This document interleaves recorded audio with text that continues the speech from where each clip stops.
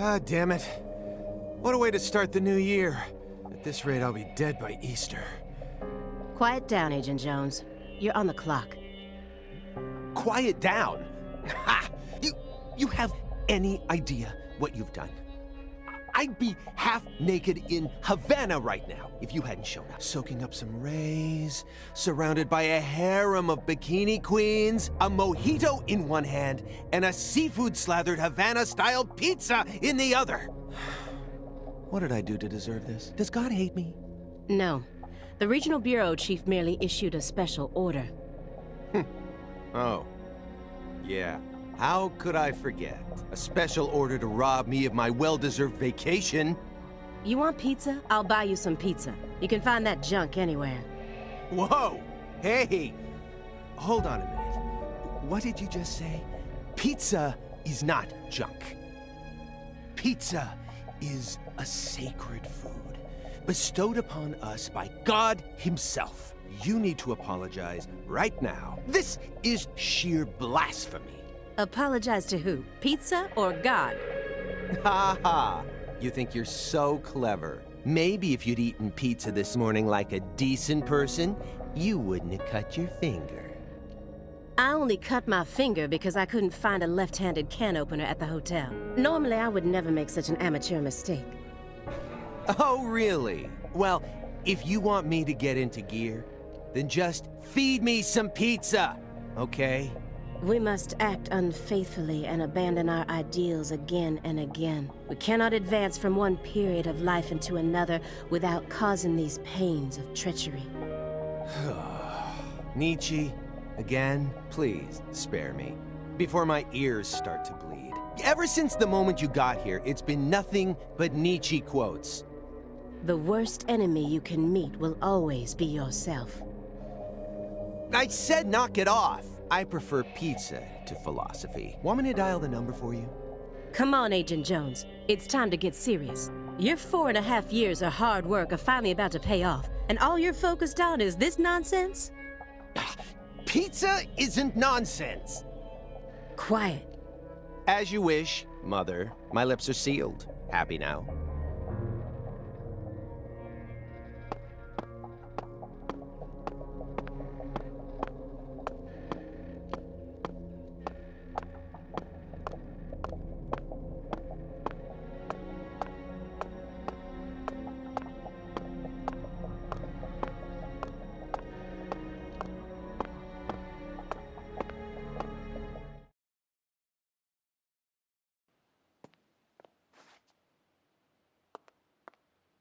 Agent Jones, don't let him take control of the conversation.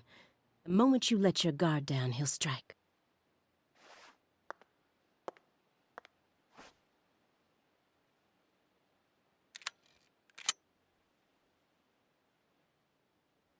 And no red, remember?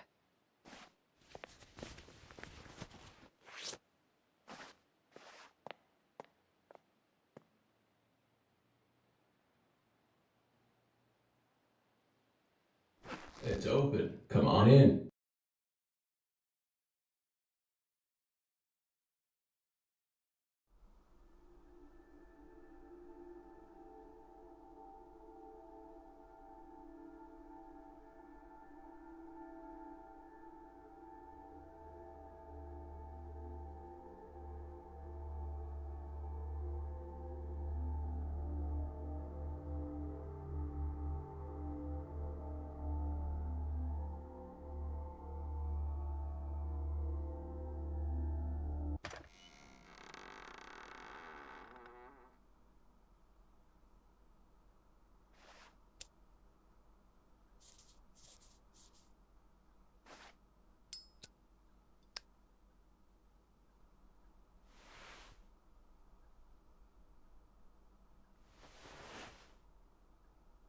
You have questions for us.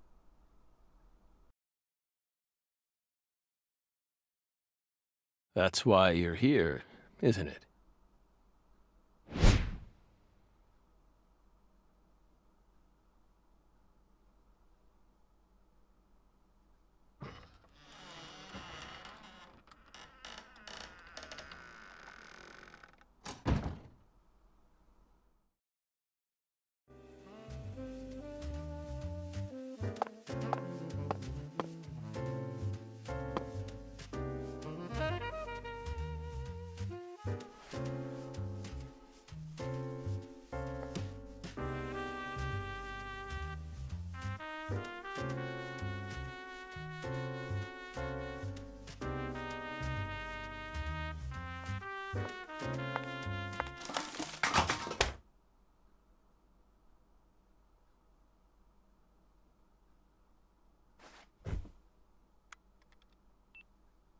Mr. Morgan, before we question you, allow me to first read you your rights.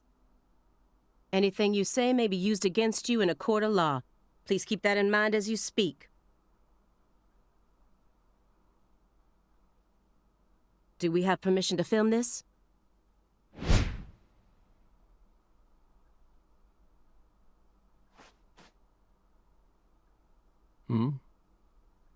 Don't worry, my fairy. They're free to do whatever they like. Something wrong, Mr. Morgan?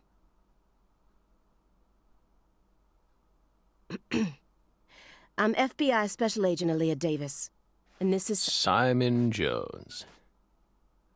An analyst from the Boston branch. He's been monitoring us for years now. Oh, hi.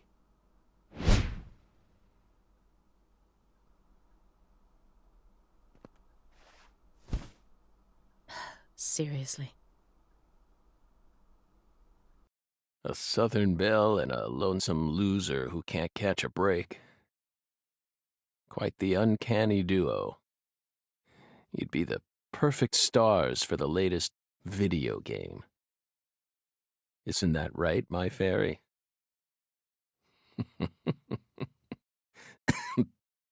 How many years has it been since someone came to chat with us? Oh, but don't ask me about my fairy.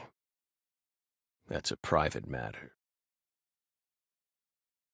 It's hard to tell what he's thinking, but my eyes can't be deceived. If he's hiding something, it'll come out in his face.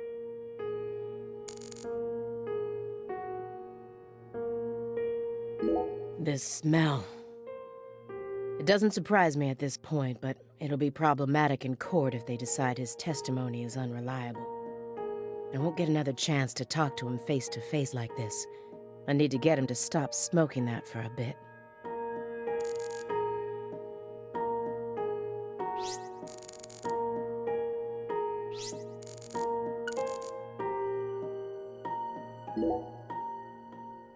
Hey, Belle. Why are you dressed so handsomely? What are you talking about? The thick black accessory wrapped around your neck. That's a male necktie. The color black represents confidence and interest in the self. And your decision to wear a male tie symbolizes your declaration of war against a predominantly male society. Or perhaps it's a psychological barrier meant to hide the weakness that dwells deep within your psyche. We admire your bravery. I thought you retired from profiling. Bullseye, huh? You're an easy one to read. In order to think with society, a man must first gouge out his eyes and cut off his ears. Don't judge a book by its cover. For someone who's supposed to have been one of our best, you've got an awful eye for people. Or did all that smoke and kill all your little gray cells? Okay, Aaliyah, that's enough. She's smart, but she's also more of a shrew than she lets on. Agent Jones, that's sexual harassment.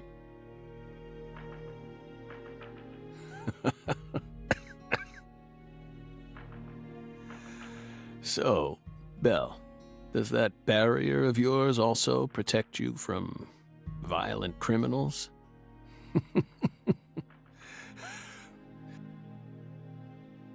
He's more dangerous than I thought. I can't read him. I'll just have to assault him head-on with questions then. First, I'll try using the files on the table to shake him up.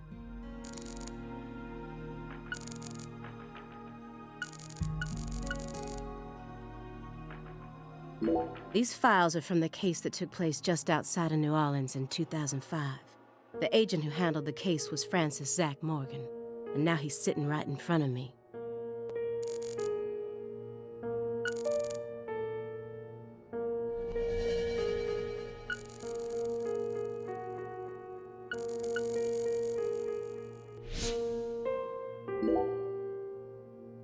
Do you remember the homicides that took place in Le Carré, Louisiana in 2005?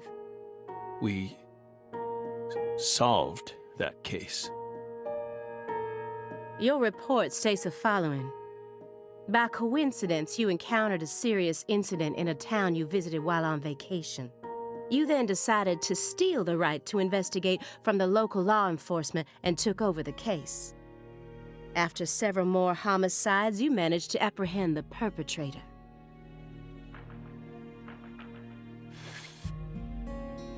Yes. Yes. Yes, that's exactly what happened. We stole the right to investigate from them, just as you said. It all started when the body of a 16-year-old girl was discovered. You arrived in Le Carré immediately after that, didn't you? We just can't seem to keep ourselves away from dead girls. Did you really visit that town just to take a vacation? We don't know. If you already have the report, then we suggest you read it, Belle. Either way, that case is closed. Closed. You sure about that? Don't you think this puzzle is still missing some crucial pieces? Come on. No need to beat around the bush with us, Belle. They found Lise Clarkson's body. It was hidden deep within the Clarkson Food Delivery Services cold storage warehouse. After 14 years, we finally discovered the body of the very first victim. Do you know what this means? That's why we're here. The first victim in the case he solved, Lise Clarkson. This is a photograph of what she looks like now. How will he react when he sees it? The body that went missing for 14 years was suddenly discovered frozen in a warehouse. This is some kind of message from the victim to us.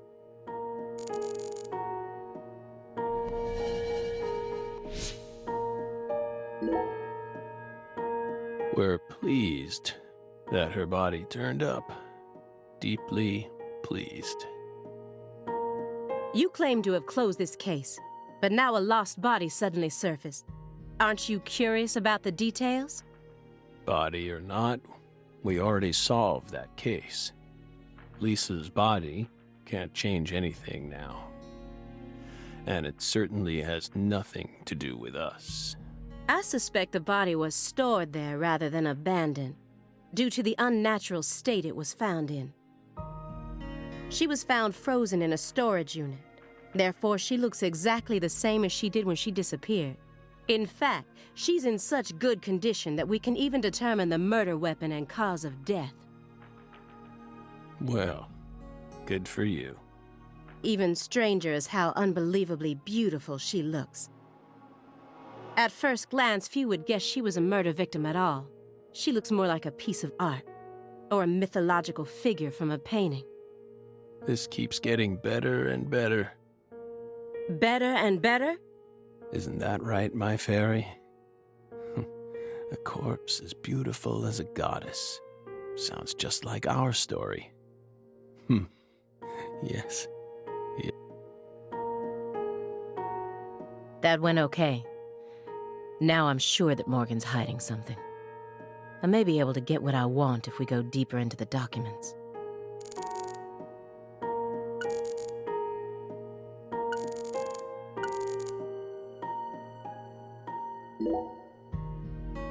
Isn't there someone else you should have talked to before coming to us? Such as... We were unable to reach Patricia Clarkson. You look surprised. I thought you already knew. After all, you visited Louisiana last week. We assumed you met with her during your time there. We haven't been to Louisiana. Not in 14 years. Is that so?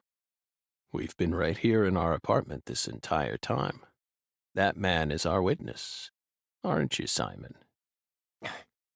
He's right.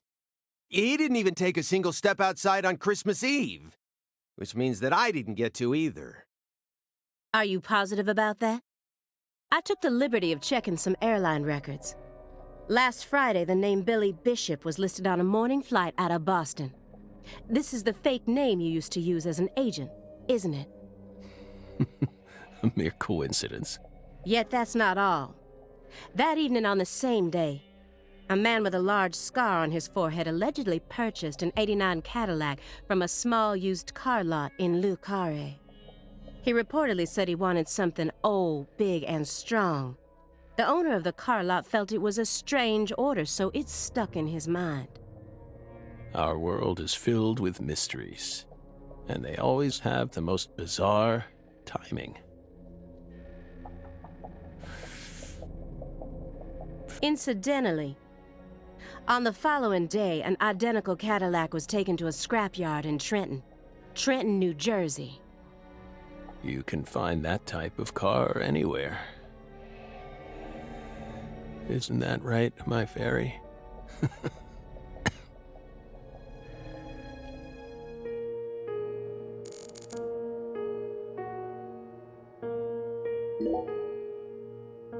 That chessboard looks rather old, and you can't even buy those ivory pieces anymore. Right, they were banned by the CITES Treaty. That was made in France in the 1900s. We know it's in bad taste. But the weight of the ivory just feels so good in our hands. You play chess alone? Is that a crime? No. But it's a hard game to enjoy when you're all by yourself. He's probably just replicating famous games, or trying to solve problems from a chess workbook. Right, Morgan? I may not look it, but I'm actually a bit of a chess nut myself. When I was in school, I used to pore over every issue of Chess Life, the magazine published by the U.S. Chess Federation. Well, unfortunately, your guess is completely wrong, Agent Jones. He isn't replicating a famous game, nor is he solving workbook problems. There isn't a single chess book to be found in this apartment. And I didn't find any chess-related websites in his internet history. He was simply playing chess. All alone. So, what's wrong with that, Belle? I don't understand it. How could a single human being seriously play as both sides? You just publicly confessed to stealing personal data. Seems like that's a much bigger problem. Oh no. Everything was done in a perfectly legal manner. We simply happened to intercept a handful of data being sent out from an unknown origin. Ooh, now she's really trying to scare us. Did you hear that, my fairy? Serious nightmare fuel.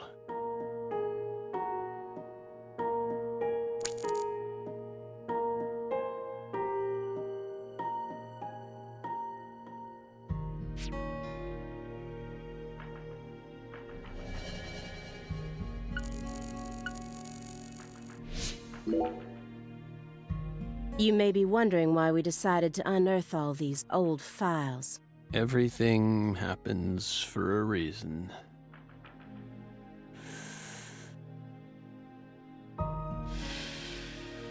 The moment Lise Clarkson's body was found, we did the best we could to start our own local investigation. But there wasn't much we could actually investigate due to the damage caused by the hurricane. Then we assume you also questioned everyone who worked in the warehouse.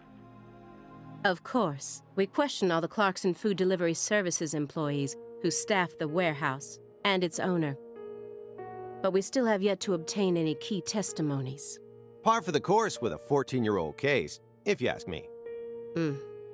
Not to mention how bad the timing was. Most of the employees were on vacation. So, you gave up on the investigation and came to see us instead.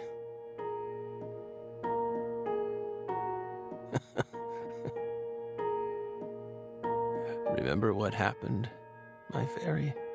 That warehouse. That man.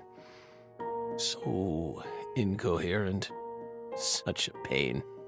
The guy who managed the vault where Lisa's body was found? Yeah, I think he started working there in 2005.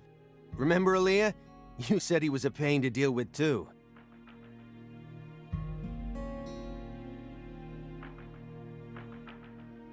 The large man, yes?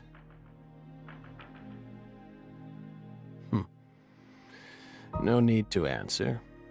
If you don't want to. I'm sure you've already put him under surveillance.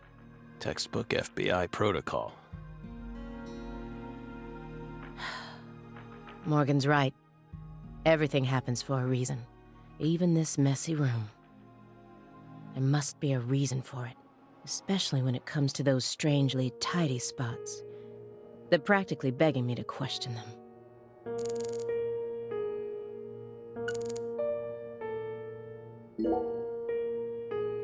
A stinking indulgence, and a massive DVD collection. You must live a very comfortable life.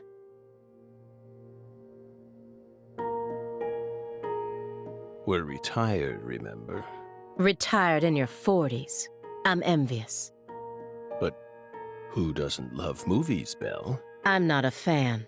Oh, that won't do. You should dedicate all the free time you have to watching movies. It's practically an unwritten law. Films guide us. Films are filled with every important life lesson there is. Is that so?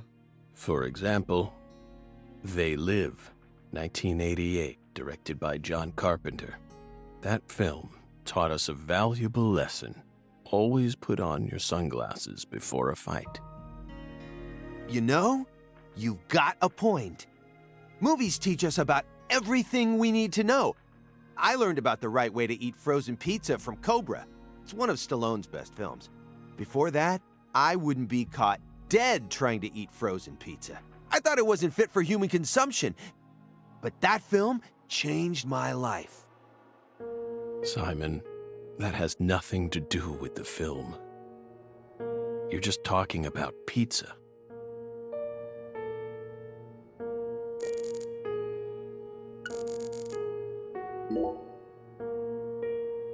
Mr. Morgan, I found several spots in this room that look strangely clean. Did you tidy up a bit because you knew we were coming? Those are sanctuaries. They've existed from the start. Sanctuaries. That's right. Sacred places. Hovels for pure souls, if you will. Were there originally objects in those hovels? Something you didn't want us to see? The soul's still there. We haven't touched a thing. But we know you can't see anything. Hey, Simon, don't touch the sanctuary. Sorry. That's a sanctuary. Don't ever touch it again. You've been watching us for 4.5 years, and you couldn't even figure that much out. My bad. It's my first time actually coming inside, you know. You're earning far more than you deserve then. What were you doing all day in that black Suburban? We thought wiretapping was your specialty. Don't tell me. Crossword puzzles. What do you think, my fairy? 4.5 years. All that time, and what does he have to show for it? Crossword puzzles? No way. Come on, I thought you knew. I'm a Sudoku guy. Agent Jones. Oh, right. He's completely taken control of the conversation. At this rate, we'll never get anywhere. I need to press him some more.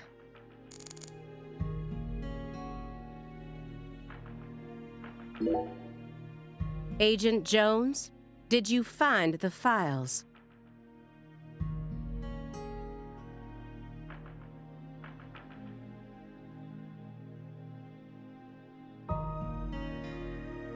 Mr. Morgan, do you recognize these files?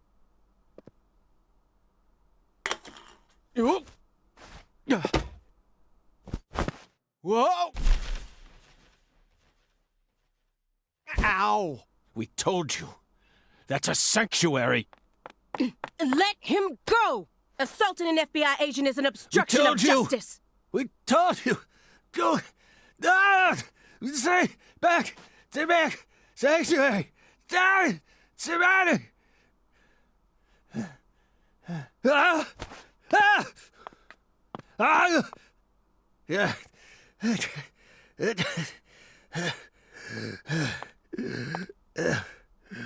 Mr. Morgan? I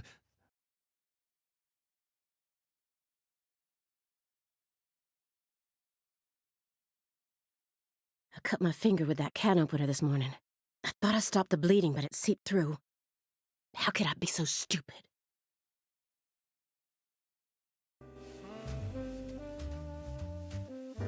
Everything should be fine now. I'm sorry for being so careless.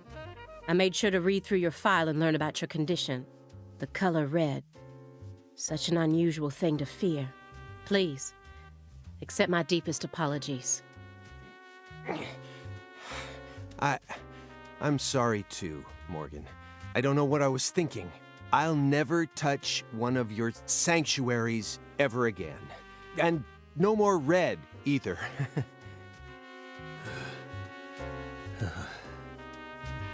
Don't ever touch one again. I told them not to. Now, may we return to our discussion? Don't worry. Strangely enough, this man has a fear of the color red. And I believe that fear is connected to the Greenville case.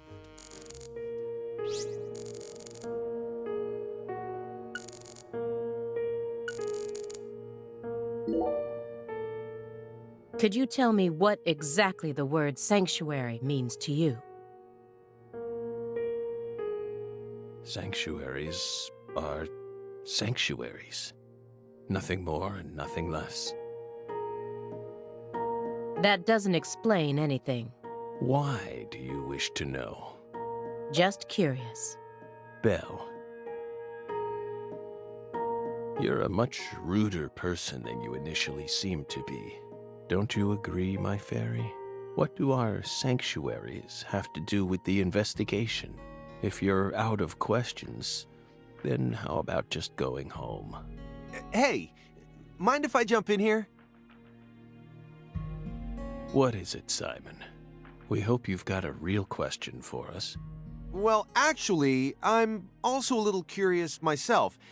No one's supposed to touch any sanctuary, right? That's what we said. What about you, though? You can't even touch them yourself? Are there any extenuating circumstances? What are you getting at? I mean, I doubt if any of this really matters, but if no one can touch the sanctuaries, then how do you clean them?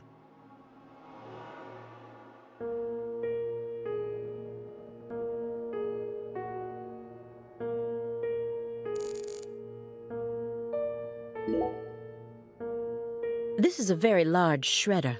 Is there something you don't want people finding out about? Good question.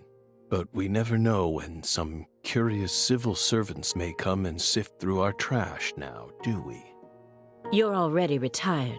What are you so worried about?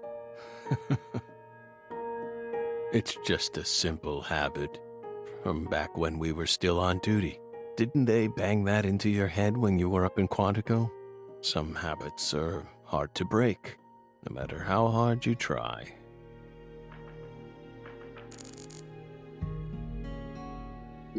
The files on the serial killings that shocked Washington State in 2010, officially titled the Greenville case. I never thought I'd take out files from a case I first heard about on the news. Mr. Morgan, I'd like to ask you some questions about this case now. We don't. want to remember that town. I'm sorry, but there's no way around this. I remember hearing about this case on the news when I was still a student. A high school girl named Anna Graham was murdered, and the FBI stepped in to take over the case.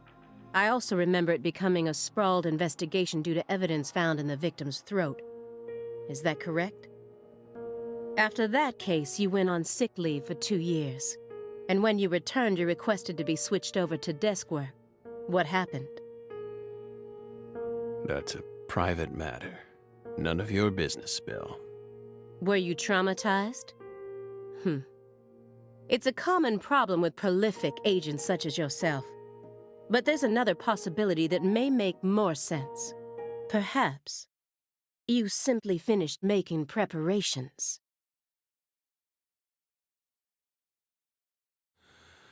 What are you getting at? Thinking too much about something will always turn it into a problem. The Greenvale case. Don't you think it resembles the Luke Carre case? Read the report. We have nothing else to say. I just need one more push. One more thing that can summon up the past.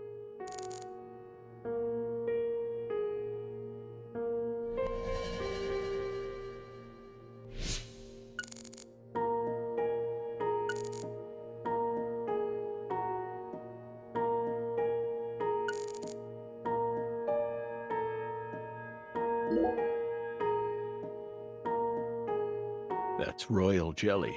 Huh?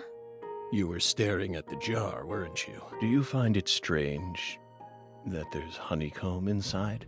We wanted to harvest royal jelly in its most natural state. The queen's main food source, created from the worker bee's secretions. It's a perfect food, filled with power, meant to fuel the birth of the next queen. By absorbing it into our own bodies, we too can acquire that power. Incidentally, did you know that all the worker bees are female? No. Guess they didn't teach you that at Quantico. Male bees are only born to inseminate, and they're born from unfertilized eggs to boot. They have short lives and don't even get stingers. Sort of feels like a glimpse into the future of our society, wouldn't you agree? Women are gifted with the power to conceive, give birth, and nourish their children. But men are consumed with the job of providing women with the chance to do so. If women no longer had to rely on men for the seeds of life, they would soon cease to desire them, we believe. Be careful, Simon. Huh? Of what? Your Belle's already stolen the reins from you.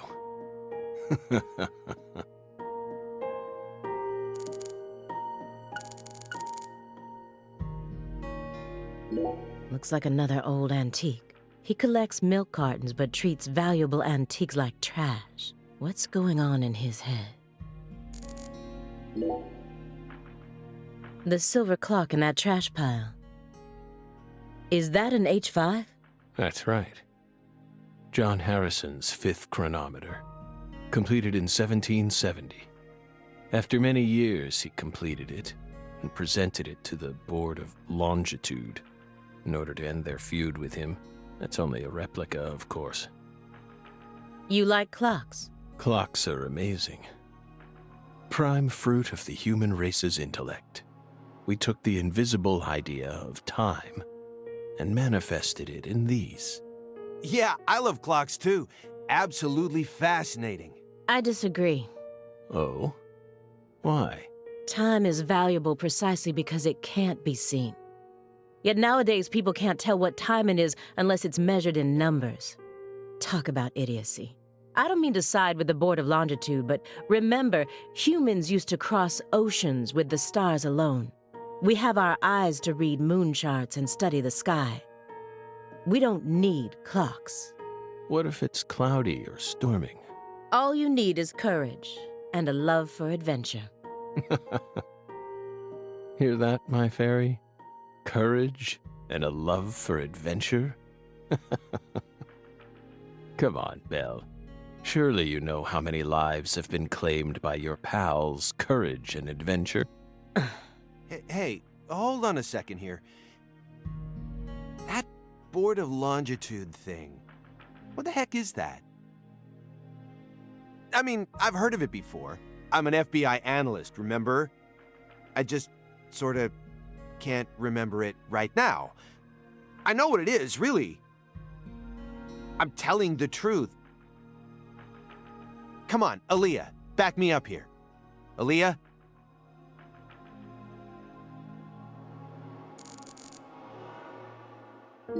A picture of a leaf. This isn't just a picture of any leaf. It's the most important leaf.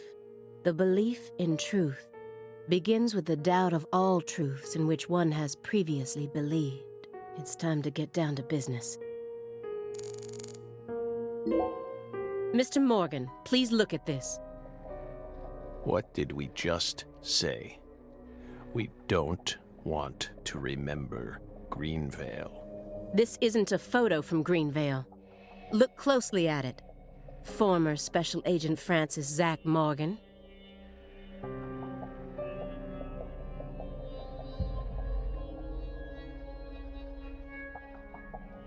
This photograph predates Greenvale.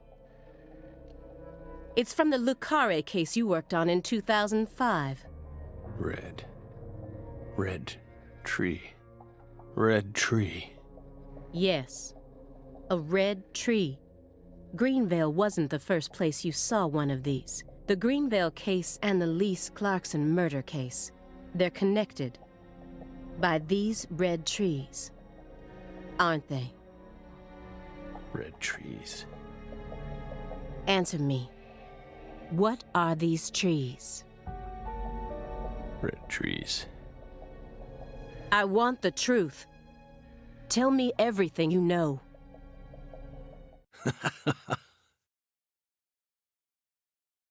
The red trees. You really did your homework. Well done, Belle. You're good. Damn good. Are you ready to talk now? I want to know what went down in Le Carré in 2005. Fine. We'll tell you. We'll tell you what happened in that town. Yes. It was that red tree. That red tree ruined my life. It was a sultry summer day.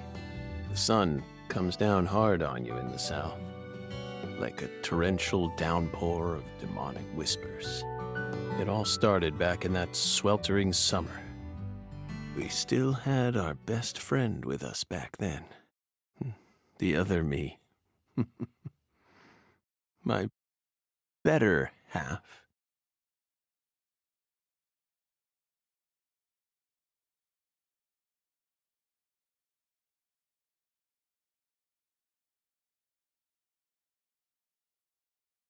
Zach.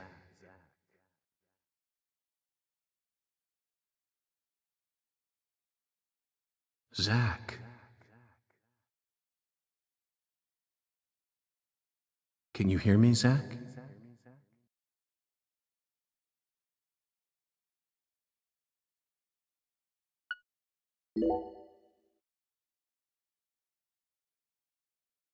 There you are, Zach.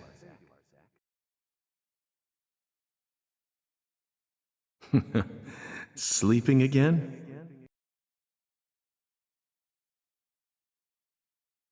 Well, rise and shine.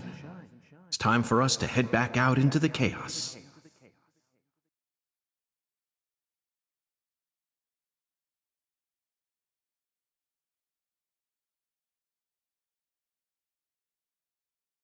Isn't that right, Zach?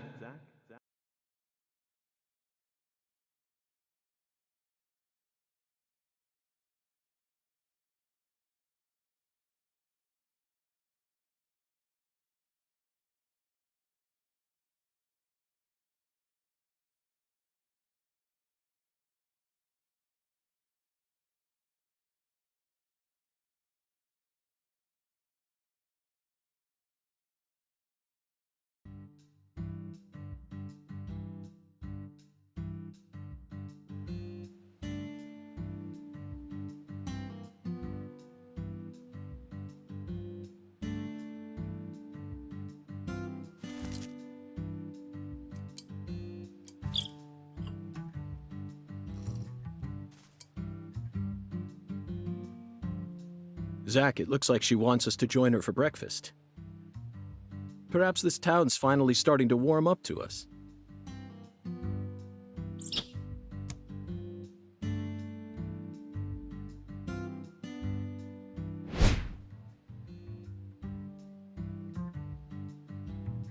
Look at that, Zach. She's welcoming us with open arms. She's even willing to share that tasty morsel with us. What an honor. Hurry up and chow down, mister. Unless you like your breakfast stale.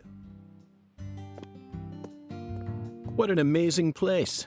I've been on top of the moon since the moment I got here. And the name of this wonderful town, Le Carré, sounds like French to me. But what does it mean? I'm the chef, David. If you want to know about the town, you'd better ask the concierge. Only amateur chefs flap their gums about stuff that ain't food-related.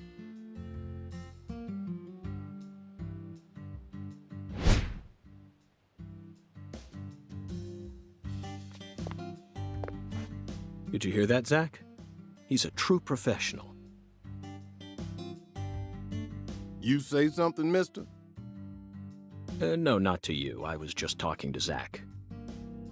Zach? Please don't ask me about Zach. It's a private matter. If you say so, still. Never thought the FBI would ever come out to a little old town like ours. I do work for the FBI, but I didn't come here for an investigation. I just happened to stop by on my way to New Orleans. Never thought there'd be a murder out here either.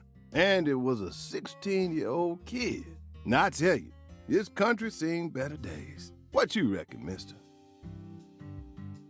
Zach, he's definitely a professional, but it seems like he's also a bit lonesome. That's good. Ambivalence exists everywhere. Folks say the killer used an axe. Hell of an old-fashioned choice, if you ask me. Actually, Chef David, if you don't mind, I'd like to ask you a few questions about the incident.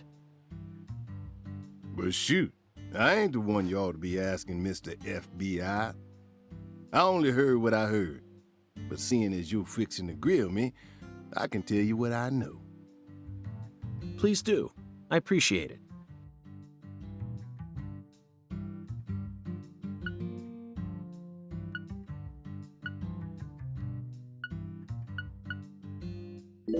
What do you know about the Clarksons' house? Now, I ain't got nothing bad to say, but I'm gonna talk straight to you. You best steer clear of that place. That family ain't just some gang. They're a whole different kind of beast. They folks with real power. Remnants of the good old boys who shaped America in the early days. Especially the head of the family, P.J. Clarkson. He's the kind of monster who goes around eating other monsters. And I'm sure he's on edge now with his granddaughter getting murdered and all. So don't go barging in with that shiny FBI badge of yours and think you'll be safe for nothing. Things are different down here. So I see. I'll keep that in mind. You said the victim was a 16-year-old. Did you know her? well, sure. I reckon the whole town did. Meaning? She's Lise Clarkson, the little grandbaby of the Clarkson family. The Clarkson family? That's right. You ain't seen they sign on your way in here? The one above that huge cold storage complex. Should have had a dragonfly on it. Anyway, that's the Clarkson family seal. They own most of the land around here, from the sugar plantations right down to the food processing plant. Yeah, I reckon they got a stake in just about everything. They even own the water tower on the edge of town, you know?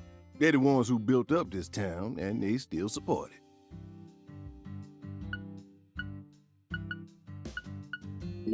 Live and Let Die, Angel Heart, and The Pelican Brief, right? 9 out of 10 people will name those titles when you ask them to think of a film set in New Orleans. They're all excellent movies, but to me they lack realism. Due to my line of work, I have a tendency to think deeply about what feels real and what doesn't. What's your point? Cat People. That's my point. Cat People. 1982, directed by Paul Schrader. The crowning achievement of Nastasia Kinski, the ultimate muse of the 80s. The most vital element of that movie is the reality it depicts. Leopards who turn into humans have intercourse with humans and turn back into leopards. Then they can only turn back into humans again if they mutilate their lovers. I was awestruck by the sheer reality of it all. Understand? I'm talking about hyper-realism. After watching it, I felt like I just had to experience the world of Cat People for myself. That's why I decided to visit New Orleans. Okay. Another vital element of Cat People is the presence of Malcolm McDowell. Malcolm McDowell from Blue Thunder. Oh, talk about a masterpiece. Listen carefully, David. Only an amateur would call A Clockwork Orange his best movie. His best movies are Cat People and Blue Thunder. Period. You need to remember this, because it's the truth. Whatever you say, mister. So, what's your point again? Never mind, don't worry about it. I already covered all the important parts. By the way, Mr. FBI, I ain't seen a car in the parking lot. How'd you get all the way out here, huh? Don't tell me you walked. Well, that's a very good question. Chef David, you've got a sharp eye. It's true that I didn't park my car in your parking lot. Do you know why? Can't say I do. Because it was stolen. Huh? But you with the FBI, right?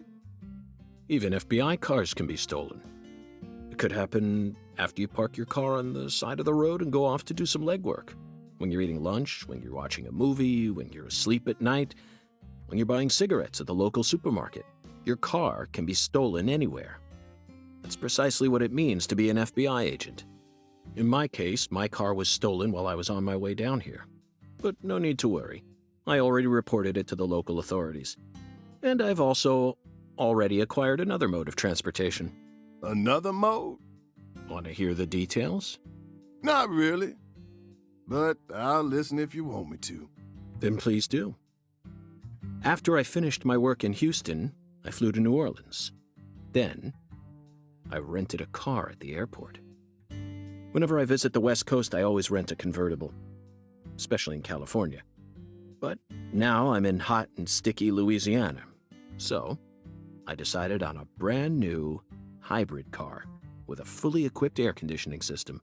A hybrid car? Oh yes, they're marvelous. Vehicles that utterly defy everything you think you know about cars. Now, in the year 2005, it feels like we've finally entered the 21st century. Stomp down on the gas all you want. The engine won't make a sound. It's silent? At first, I felt like the landscape was moving past me on its own. Give it a few more years, and I'm sure we'll start seeing cars that run purely on electricity. Who knows? In a decade or so, electric sports cars may end up lining the parking lots of Silicon Valley. I can see it now. It's the world of The Last Starfighter, 1984, directed by Nick Castle. It's famous for being the first film to utilize realistic CG, but I couldn't care less about that. See, I was mesmerized by the beautifully refined mech designs. It even made me wish that I could be one of them myself. Especially the Gunstar spacecraft. No other sci-fi movie has ever had. So, where'd your hybrid car get stolen? Sorry, I got off topic. I noticed it was missing after I finished my lunch and walked out of the diner. Incidentally, this diner was located at the entrance to a small town just south off the I-10. I went out to get back in it, but my hybrid car was nowhere to be found. I remembered exactly where I parked it, right between a blue pickup truck and a hedgerow. But when I came back from lunch, it had completely vanished. In short, someone stole it. And in its place, they left me this. What? A skateboard. A skateboard? Yes. While I was sliding my lunch into my stomach, someone was busy replacing my brand new hybrid car with a wooden board attached to 4 wheels. Remarkable, don't you think? So then how did you get here? By riding the skateboard, obviously. Why do you look so surprised? No, I couldn't ride the board very well at first. But by the time I hit the 3-mile mark, I'd more or less gotten the hang of it. By the 10-mile mark, I'd even learned to do a few tricks. It was a journey of self-discovery. Not even I knew I had this latent talent sleeping inside me.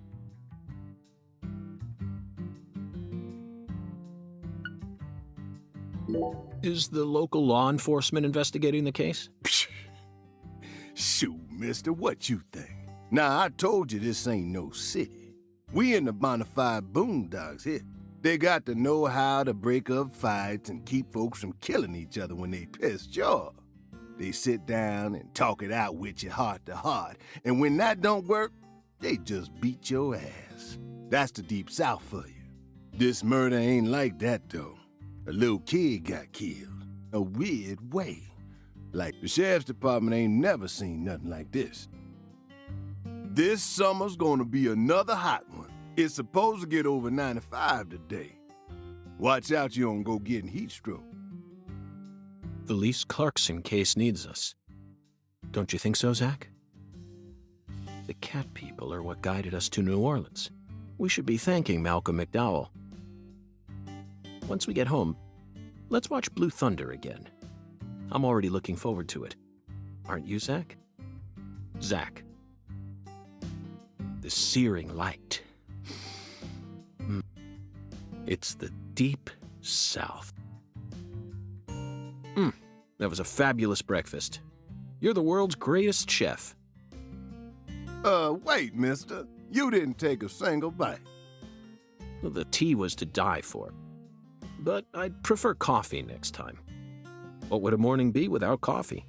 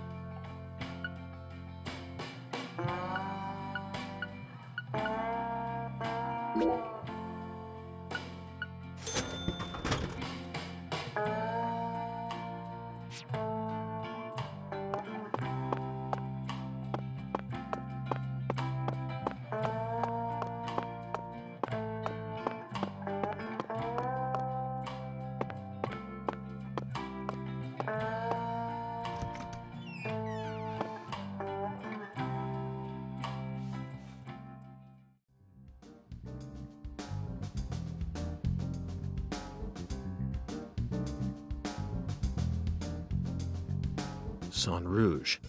We've been chasing it all over America. But I feel like we're finally on the verge of finding something now. Don't you, Zach? I think it's about time we ordered a new briefcase. Yes, I know this one carries a lot of memories, but it's seen too much. This hole's from the shootout in Tucson. And this stains from Miami. Miami. Now that was a fascinating case. Billy, our perp, cut his own torso right in two, even with the help of the drugs. A feat like that still requires incredible mental fortitude. I was so impressed that I forgot I'd left my briefcase on the floor. Same floor his blood gushed out onto.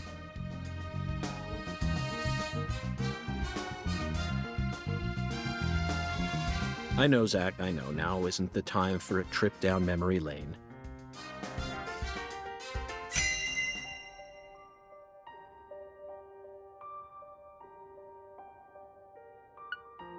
An emergent drug that's been on the rise in 4 southern states. Personally, I think it originated right here in Louisiana, and Lise Clarkson's murder must be connected to it somehow. The 16-year-old girl who was murdered. Her body was found beneath a bridge over the bayou, along with a strange altar. The powerful man who essentially controls the town of Lucare, and he seems to be more fearsome than your average gangster. I doubt he'll be willing to cooperate with any law enforcement, Zach.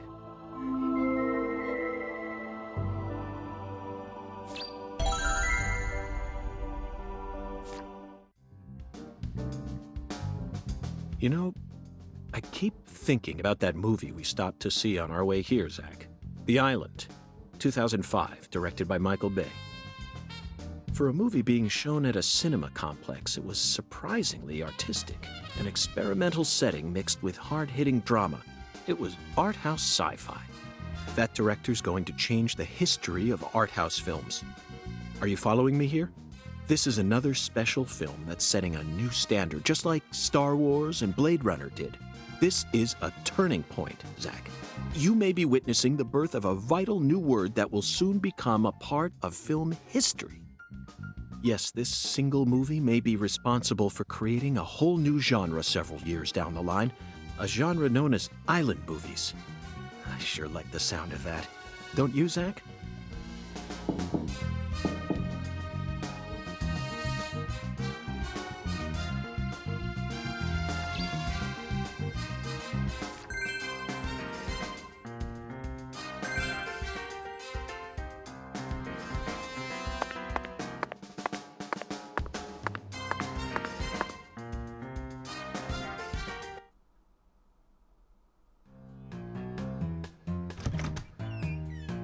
Hey there, Chef. What's cooking? Chef, what are you talking about, sir? I'm the concierge, David.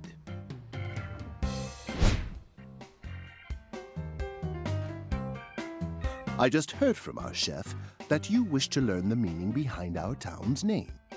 Yes, I've gathered that Lucare is French, but does it have any special meaning? Why, yes, sir, of course it does. A very clear, logical meaning. All names have meanings. Would you like to know what this one means? Yes, I would. Jolly good, sir. Then allow me to explain.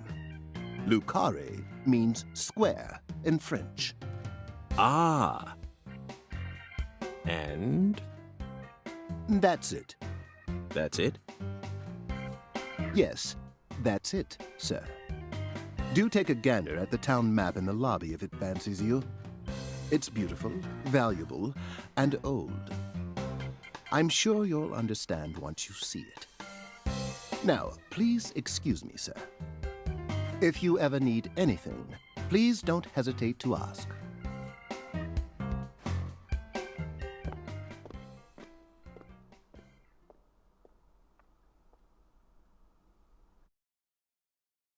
Did you see that, Zach?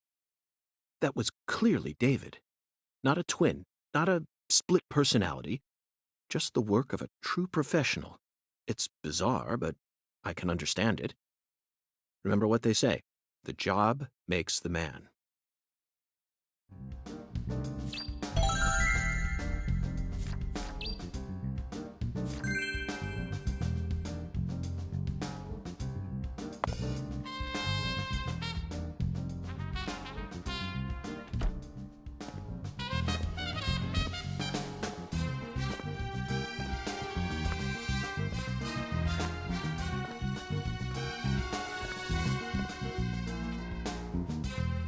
Do you feel that, Zach? Dozens of paintings no one will ever see. The faint scent of tobacco baked into these walls for over a century. Now that's what I call a hotel.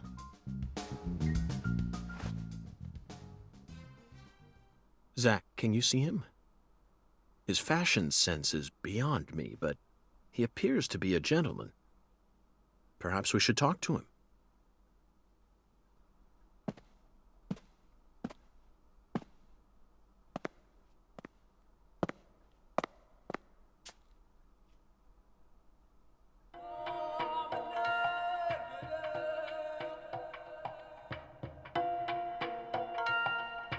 Nice tie.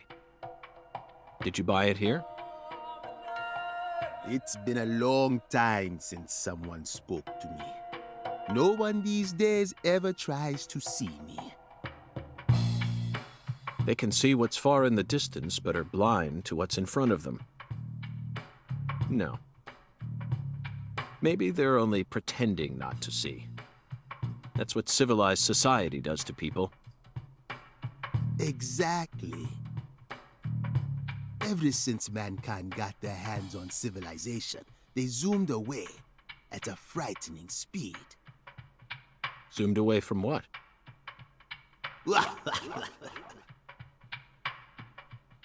Don't be a fool. You know the answer. As for me, just call me Hoongan. Hoongan. The title given to a leader in a certain religion. Is that what you are?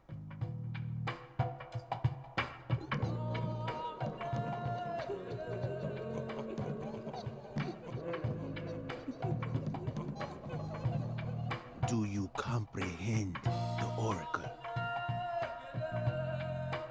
The Oracle. Put on your religion hat, Zach. Here we go. Felton maidens, in the shrine of hunger, find the flying serpent in the ambiguous zero. Dance with the flying serpent, and you will glimpse the other world. 10 maidens and an ambiguous zero. Got it. But what do you mean by otherworld? Follow the Oracle.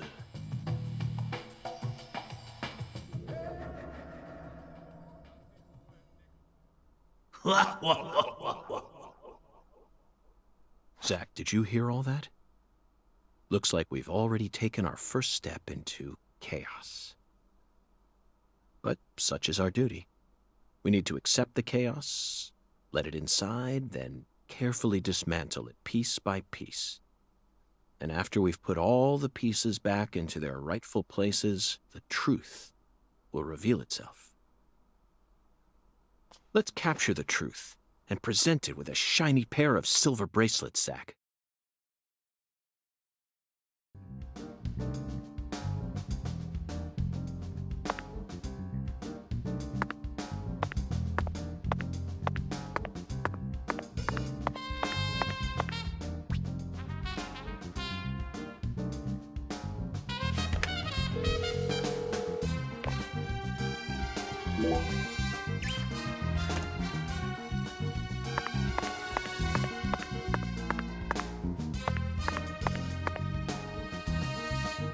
Zach, here's another perfect symbol of the human condition.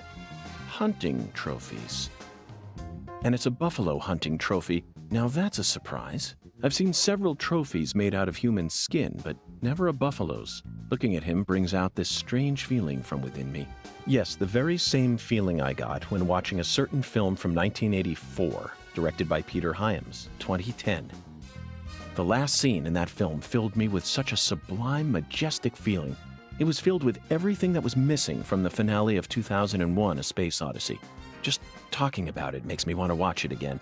Let's watch it once we get home. Promise, Zach.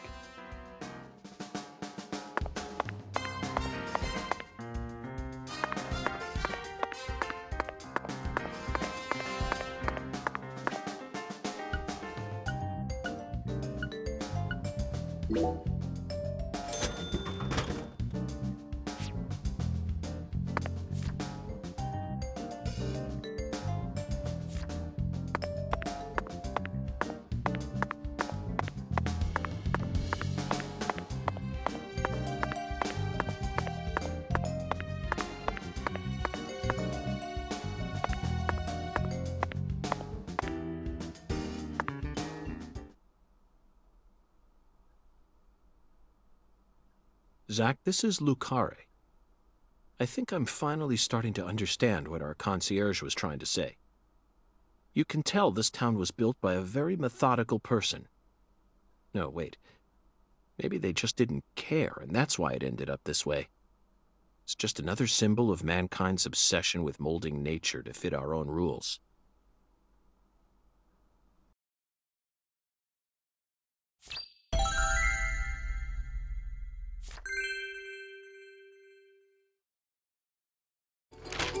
Zach, what did you think of Hungan's oracle? Despite all the dramatic build-up, it's little more than a childish riddle. Heartwarming, really. Exactly the kind of feeling one gets from the good old-fashioned countryside. Now let's start by tracking down those 10 maidens. The oracle gave us a place and an act. We need to go to the Shrine of Hunger and fell 10 maidens. Now where in this town can one satiate their hunger? The hotel, and where? And the 10 things that need to be knocked down. Simple, right? The answer is bowling. The shape of the bowling pin was based on the feminine form. The 10 maidens are the 10 pins. But a place where someone can both eat and bowl at the same time. I'm skeptical as to whether we'll be able to find such a place in a backwoods town like this. Alexis's Diner and Lane. This is it, Zach. There are even pins and a bowling ball on the sign. I bet we'll be able to eat some Cajun cuisine and bowl there. Maybe even both at the same time. Nice job, Zach. I knew you'd be able to find it. Now for the other oracle. There's no flying serpent on this map. Could it be a contrail or perhaps a dragon? I'm sure we'll find out later. First, let's just figure out where we need to go. Do you know what the ambiguous 0 represents? 0 is usually treated as a base number, but under what conditions would a base number be ambiguous? The answer is temperature, Zach. Yes.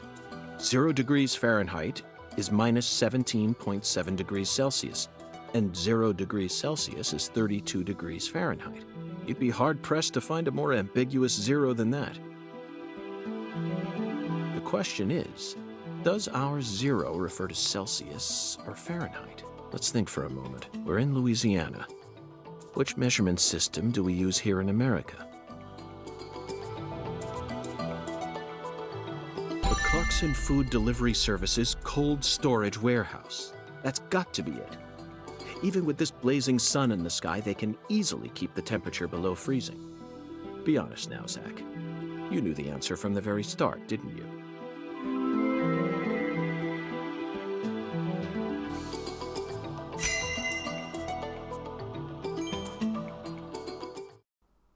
And how about that Hungan? What a mysterious character. His oracles may end up determining how much time we spend in this town.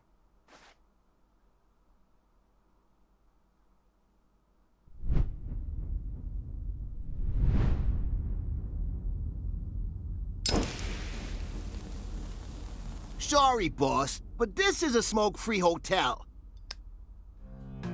If you're dying to smoke, head out the entrance and you'll find a smoking area in the rear parking lot. Don't tell me. You're the At bellboy. your service, boss. Are you good friends with the concierge and the chef? We work at the same place, yeah. But, I can't really say whether we're good friends with each other. We're all professionals, though. Nothing more, nothing less. I believe we've struck gold here, Zach. It just screams Deep South. Actually, no, it doesn't. This is all his charm. So, if I want to smoke, I should go out the entrance and around to the rear parking lot? Bada bing, bada boom. Okay. I'll play by your rules.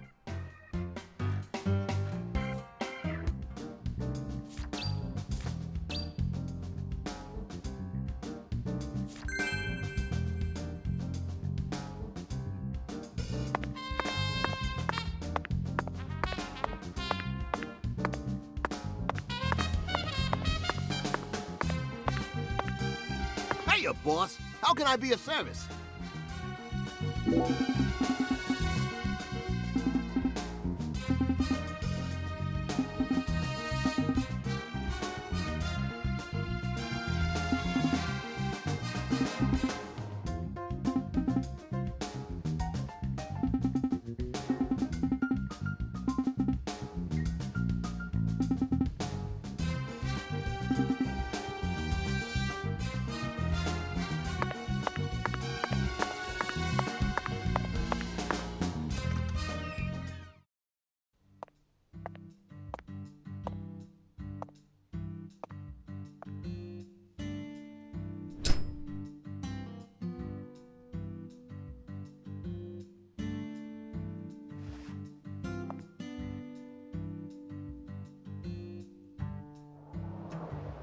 Compared to non-smokers, smokers have a 4.7 times greater chance of getting lung disease.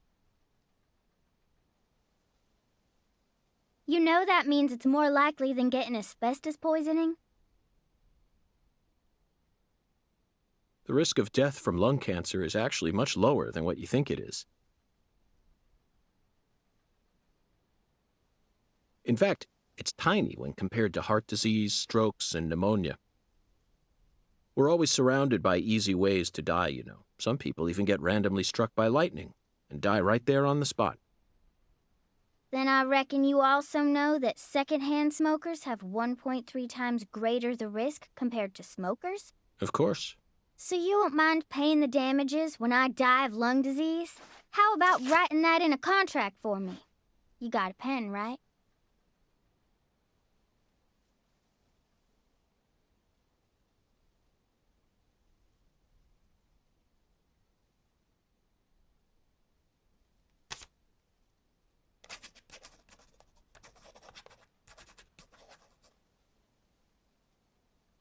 I promise to protect you from all the evil in our world. Well, that's stupid. By the way, what's your name? FBI Special Agent Francis York Morgan. Please, just call me York. That's what everyone calls me. Is something wrong with you? Adults ain't supposed to act like that. I only asked for your name so I can write it on the contract. You should have been able to figure that out if you're a real FBI agent like you said. Come on, sign here. Right here on the paper. Just as I thought, Zach. This contract paper, it's a Sang Rouge wrapper.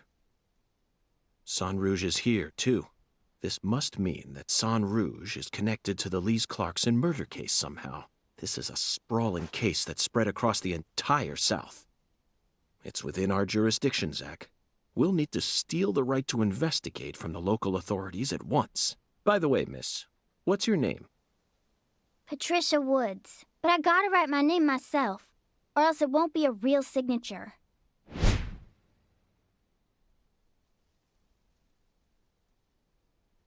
Tell me, Patricia, does this town have a sheriff, or is it under the jurisdiction of the nearest city police? Perfect timing. Well, go on and steal it if you want it. I was just thinking about how this is way out of my daddy's league. Thank you for the information, Patricia. Okay, Zach, it's time to get to work. How should we seize control from the sheriff this time?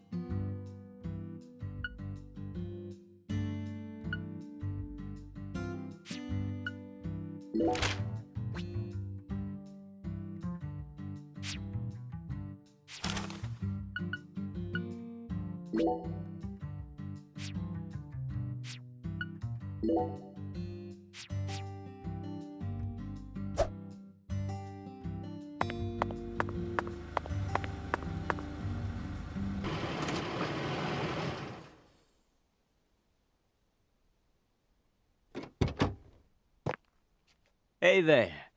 So, you're the fella from the FBI I've been hearing so much about. I'm Melvin. They call me the sheriff round here.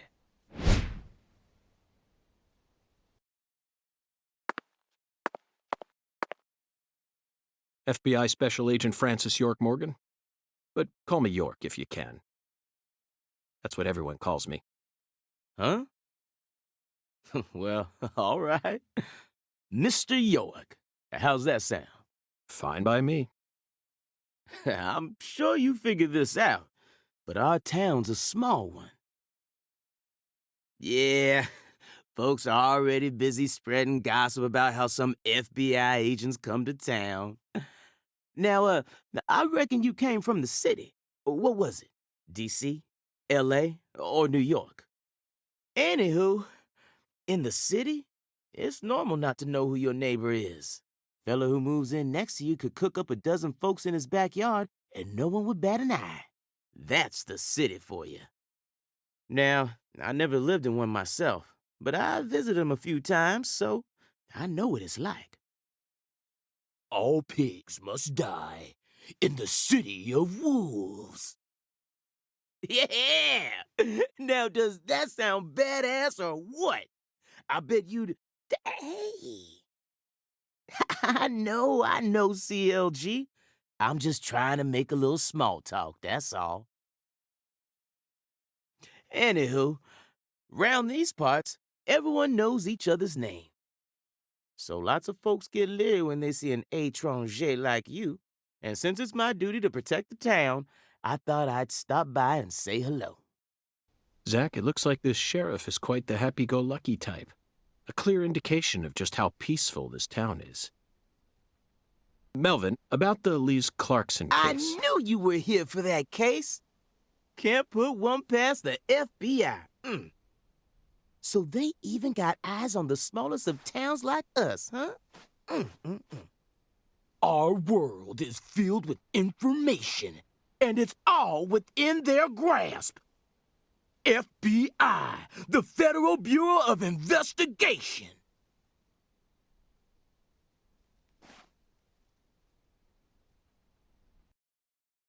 The Lise Clarkson case is connected to a top-secret case that we've... I know. If you're fixing to take the lead, then go right ahead. I'm just the humble sheriff of a tiny little town. My jobs are to stop my neighbors from beating the piss out of each other and listen to old folks complain. Honestly, this whole murder case has been weighing me down. So I'm gonna give you my full cooperation, Mr. Special Agent, sir. Well, Zach, that was anticlimactic. I didn't even get to use my secret weapon. Melvin, there's a cold storage warehouse on the southern end of town, isn't there? I'd like to get permission to enter it. Say what? You want to see where the body's being kept, right? Oh, I get it now. Lisa's body, yeah. Now, that's what I call a special agent.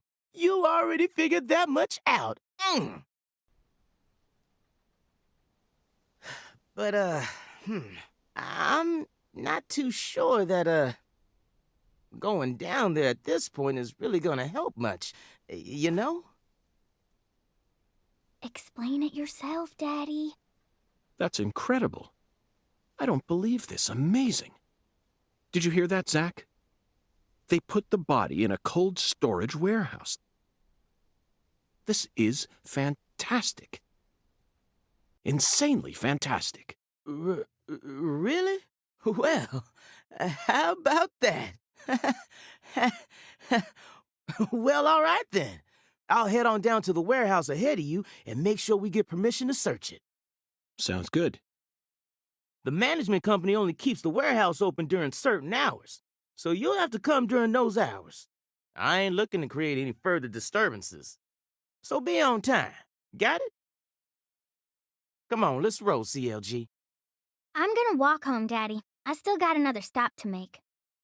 Oh, if you say so, sweetie. She's a real sharp one, as you can see, so I try to stay out of her way. Well, all right then, York. I'll see you at the warehouse.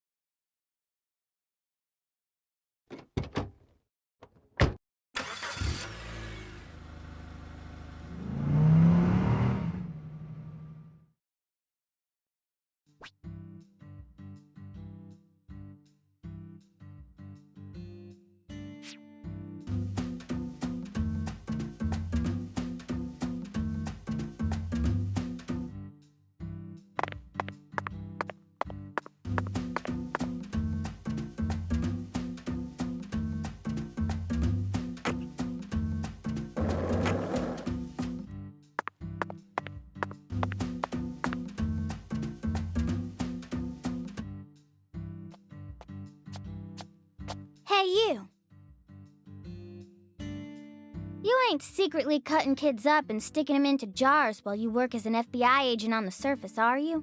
Or using your FBI connections to sell kids to child trafficking organizations? I've arrested people who've done both, but I've never engaged in either of those activities myself. Of course, I have imagined doing such things in order to learn more about the psychology of the criminals I deal with. It was just a joke. Why are you getting all serious? And don't tell me what you imagine, or else I'll get scared of you for real. Hey, can I come with you? You signed a contract with me, remember? And besides, I'm kind of worried about my daddy. Do whatever you like. This is America, land of the free. But I have one condition. What condition? Don't ask me about Zach. It's a private matter. Zach, it feels like she's carrying something with her. Kind of reminds me of you back when we first met. I can't leave her alone like this. You feel the same way, don't you?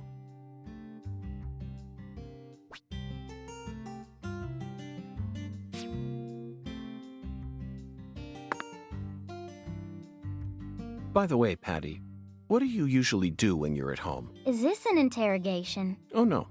I just figured that since we're working together now, it'd be a good idea to learn a little more about you. Should an adult male like you really be asking a little girl this kind of question? Feel like I heard a story about this sort of thing on the news once. There's a time and a place for everything. You know exactly who I am. And I've also introduced myself to your father. Besides, you're the one who said you wanted to come with me. I was just kidding, jeez. You're an FBI special agent. Why would I ever need to worry? You shouldn't automatically trust someone just because they're an FBI special agent. One's profession and one's personality are completely separate things.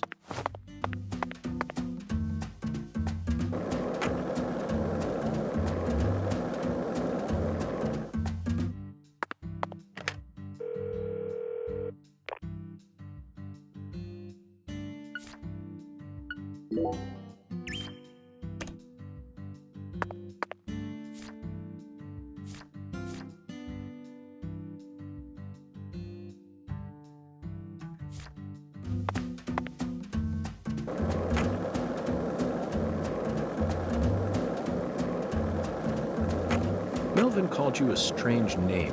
CLG, I think. What exactly does that mean? Clever little girl.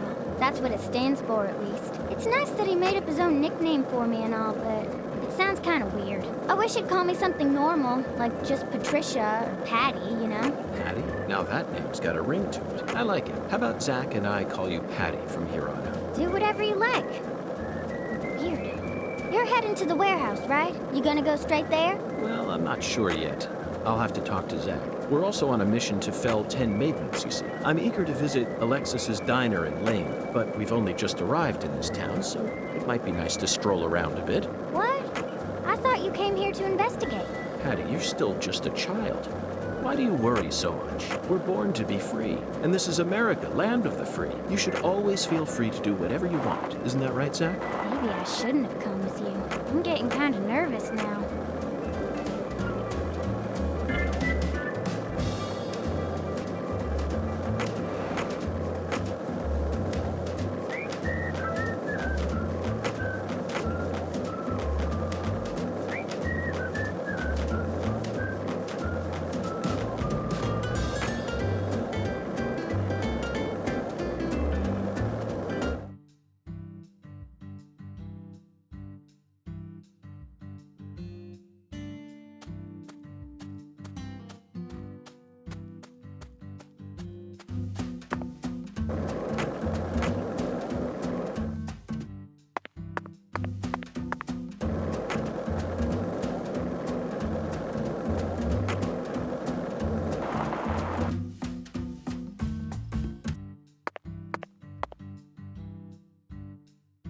Mr. York, that was mighty quick. The special agent does it again. You sure don't waste any time. I bet my CLG's got a lot to learn from you. By the way, Mr. York, looks to me like you aren't packing anything. I was on vacation in New Orleans before I happened to stop by here. Well, shoot, that won't do. Here, I got something I think you'll like. I call him Mr. Alligator. Badass, ain't he? It's a tranquilizer gun for the gators.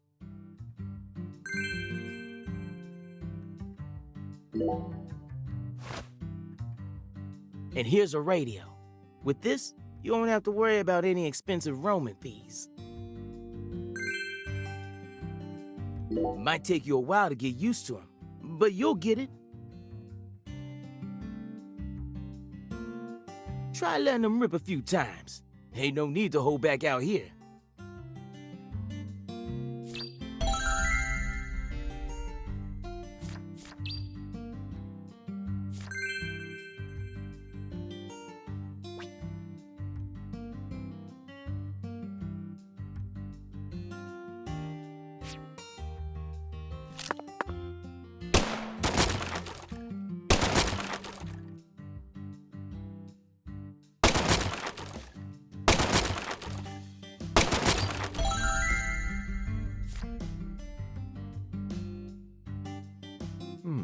Now this is an intriguing weapon. For a tranquilizer gun, it really packs a punch. But I'm afraid I'll decline. After all, this town is peaceful, isn't it? Well, sure it's peaceful. At least the humans are, but the animals are a different story. Remember what I named it? There are some real mean-ass gators out there in the swamps, and every now and then, they wander into town. One of them even went and ate a kid once. One chomp's all it takes. They swallow down every last bit of you. Poor kid's parents didn't even know what to put in his coffin. The worst part is, that taught the gators just how tasty we humans are. Man-eating crocodiles will feast tonight. You know he's fibbing, right? Gators don't attack folks. I never heard about no kid getting swallowed by a gator. Actually, Patricia, you're wrong. I'm what? Alligators do attack people, and it could happen in any town. Huh? Alligator, 1980. Directed by Louis Teague. It takes place in the Midwest, I believe. A teenage girl's pet alligator gets flushed down the toilet. Then, in the sewer, it feeds on the corpses of dogs that were used as test subjects for an experimental growth formula. After growing over 30 feet, it finally starts to go after humans. It's an extremely edifying movie. Back when I first saw it, I had a pet hamster. Hey, Agent York. What's your first order of business? You're in charge now, remember? Well said, Patricia.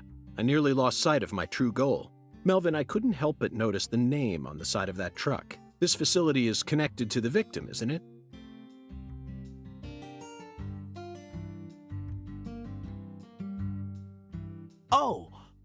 Oh, right. Yeah. I reckon I better start from there. I'm gonna tell it to you straight right from the beginning, Mr. York. As you guessed, this warehouse is run by the Clarksons. The victim's father, Danny Clarkson? Okay, but why did he choose to store her body in his own warehouse, right? Well, that's because there ain't no other place to store it. Our town has a clinic inside a church, but no morgue. Whenever someone kicks the bucket, we just bury him in the graveyard right outside of town. But not this time. We got a murder on our hands this time. We need to give Lisa's body an autopsy and keep it stored, right? So we had no choice but to rent out a corner of this warehouse. I see. So that's what led to the ingenious choice to store the victim's body in a facility that her family owns. Anywho, this is where the real story begins. Truth is, a few days before you got here, Lisa's body went missing. Missing? Yeah. All of a sudden, poof. Did you leave the warehouse unlocked? I most certainly did not. I locked the whole place up and made sure no one could get inside. No one stole the original key, and I couldn't find any fingerprints at the scene. So, in other words, this is a locked room mystery. The body of a beautiful young girl walks at mid... Hey! All right, CLG. Reckon I should have told you about this earlier when you first said you wanted to come here. It just didn't seem like the time or place as I remember. Anywho, how about we call it a day and head back to my office? You can go through all the files there. No, thank you. This is what I came to investigate. But Lisa's body isn't here anymore. You sure? That doesn't bother me one bit, Melvin. You see, I met a skeletal gentleman on my way here, and he was kind enough to give me an oracle.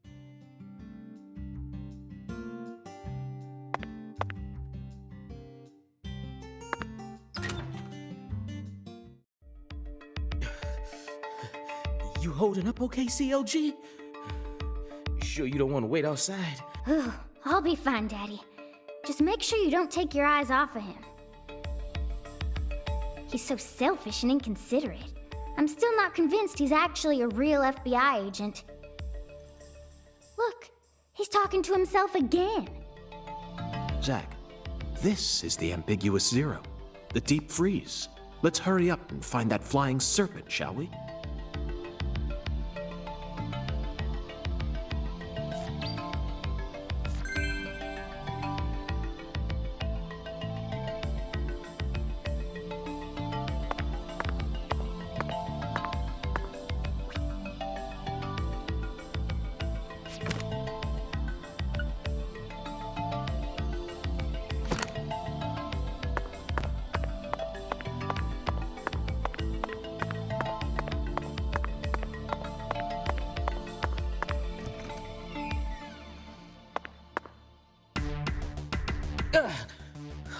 Good God Almighty.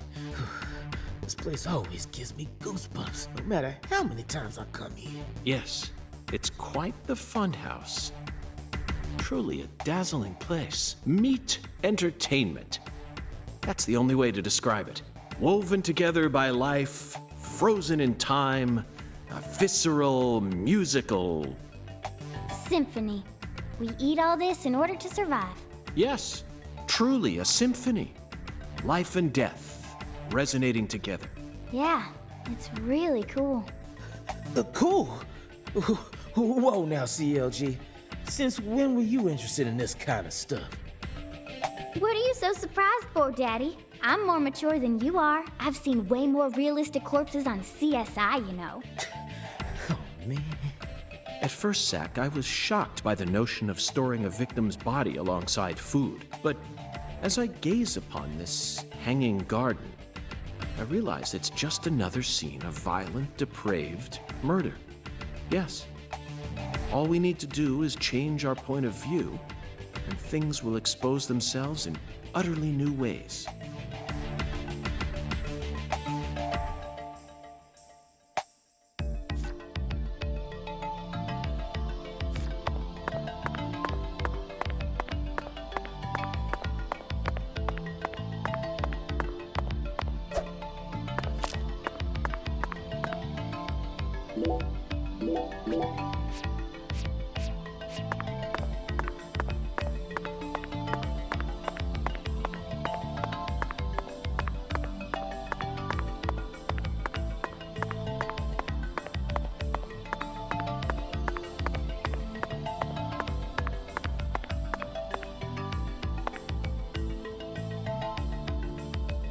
Melvin, I'd like to take this opportunity to ask you a personal question.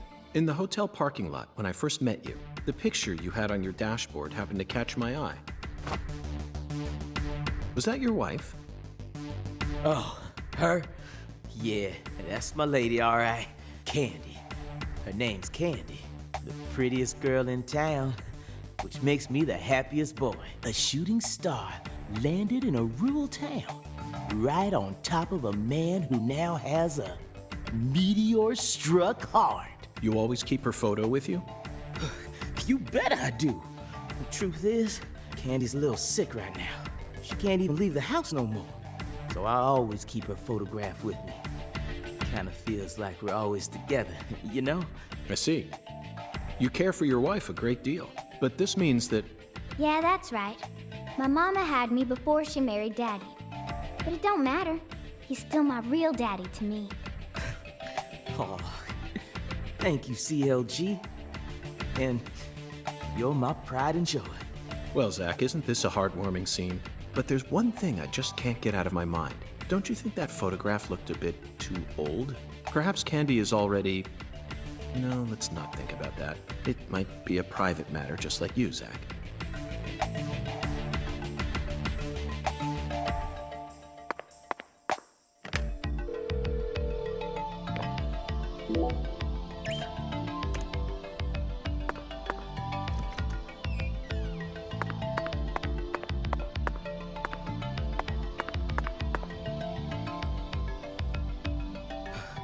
We're almost to the morgue. The temporary one, at least. You don't need to keep correcting yourself, Melvin. I know, but I'm starting to feel guilty all of a sudden, you know? From an ethical perspective. It just ain't right to store a teenage girl's body in a place like this. Still, rephrasing your sentences won't fix anything at this point. It's a shallow concern, really. Yeah, I know.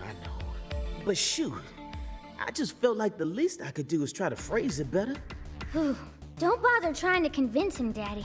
I've only been working with him for a little while, but I already figured out what his deal is. He ain't right in the head. Whew. The FBI should add a new requirement to their hiring process. Must possess humanity.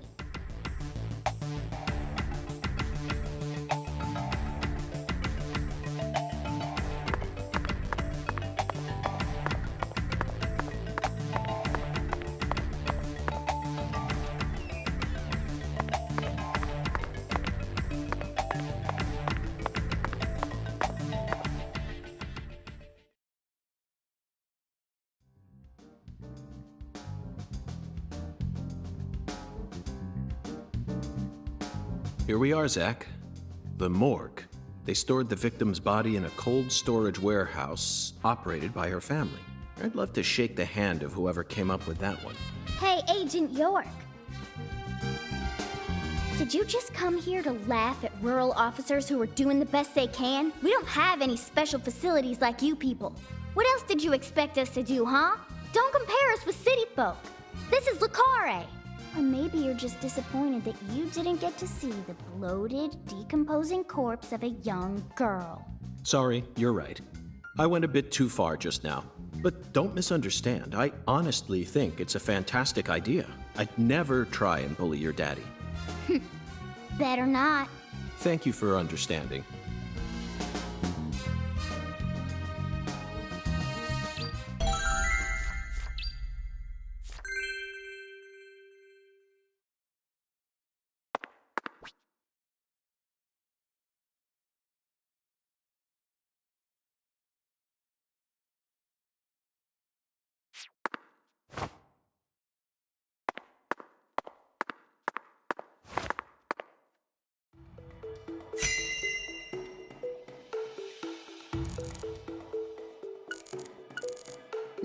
Zach, these are human footprints, and they're extremely large. Yes, Zach, I agree. These footprints must belong to someone who's used to walking around in cold temperatures. This frost is shaped like something we're very used to seeing. That's right, a body bag. Lisa's body must have been left here. But there are no signs that the bag was dragged away, so our criminal must possess monstrous strength. These pallets are a mess. Looks like this area isn't used often. Still, the idea to store a body here, it's a novel, sophisticated idea unlike anything I'd ever come up with.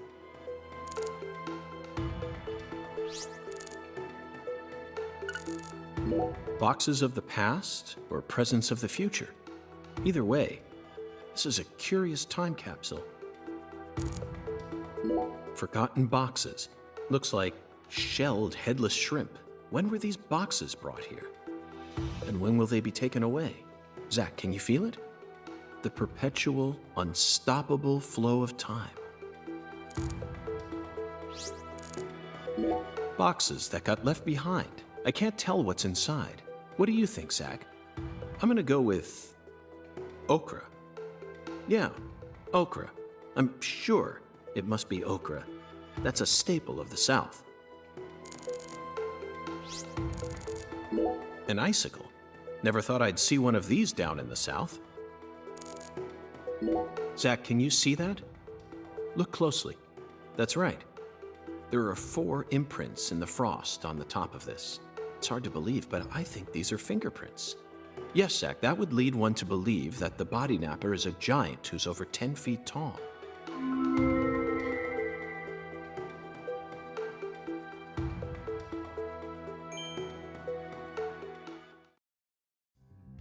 Seems like our flying serpent isn't here. Is this everything, Melvin? There aren't any other rooms in this warehouse? No special rooms? Well, there is the luxury foods warehouse. Luxury foods? Why didn't you say so earlier? Just thought you wanted to see where the body... I just thought you were only interested in warehouse number 2. Besides, it's underground, so it's even colder than this. You sure you really want to go down there? You could darn well freeze to death. All life will come to an end in the icebound zone. You feel me? Let's head there at once. I'm sure that must be where we're meant to go. But what about searching for Lisa's body? All we need to do is find a 10-foot tall man with monstrous strength. That giant knows where she is. 10 foot tall? But finding the flying serpent is more important right now. Now please, guide me to the luxury foods warehouse at once. These luxury foods are most likely being used in local Cajun cuisine. I'm so excited to see what we'll find. Aren't you, Zach?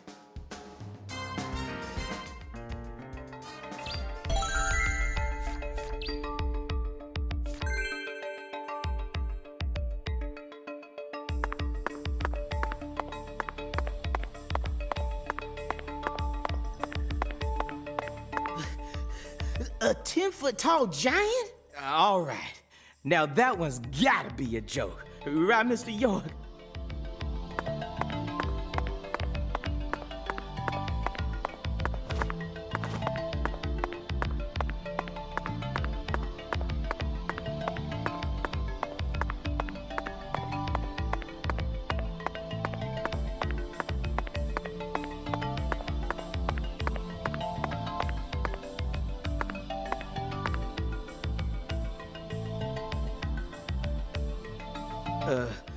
That elevator needs a key, Mr. York. Do you have one? Actually, no. I didn't think you'd ever want to go down there, so I didn't bother to go and get one. Well, then would you go and get one now? Yeah. CLG, I know. I'll tell it to him straight. Thing is, Mr. York, you know the Clarksons? The folks who own this place? Well, they don't too much like the police. And they sure as hell don't like them when they're my color. It was, real hard for me to get permission to open up this place for you to search through. So they ain't gonna be too happy if I go back to them now, asking for another key. What should we do then? Let's just find a worker here who can lower the elevator for us instead. All they need to do is take a break from their work for a couple minutes. And what am I supposed to do? Yeah, you FBI folks are good at that, right?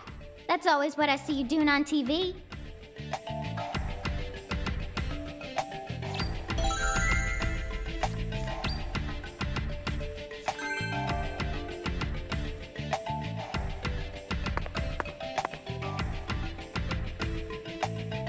The elevator won't move without a key, miss. Think you two can go and I'll search around here in the meantime. I believe in you. I know they didn't make you a special agent for nothing.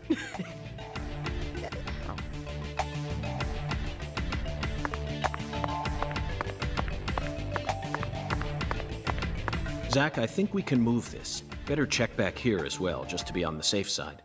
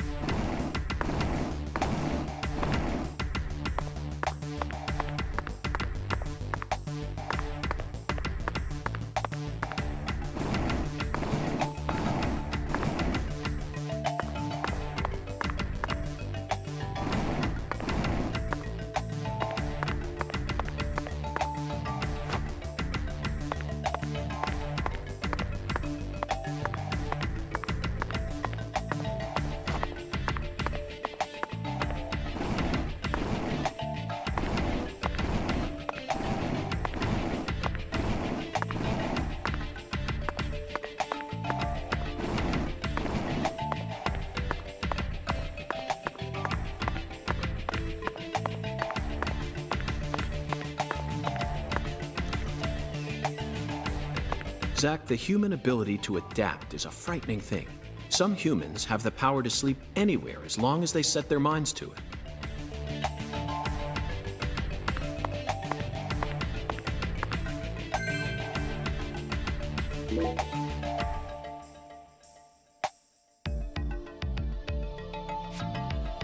Now we should be able to operate the elevator. No need to worry. This facility no longer has a body to steal. What else do they have to lose? A few cans of crawfish? I feel bad for him, but it's for the sake of the investigation.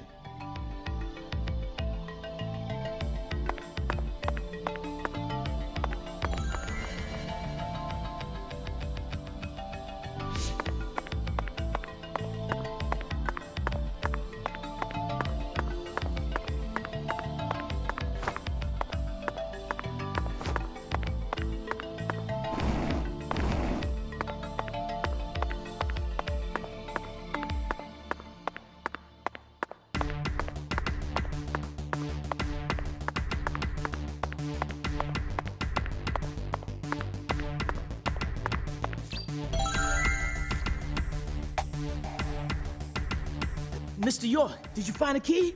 Ha! Now that's my special agent. There ain't no stopping you. Want to head straight down? You bet. Let's sally forth, Melvin.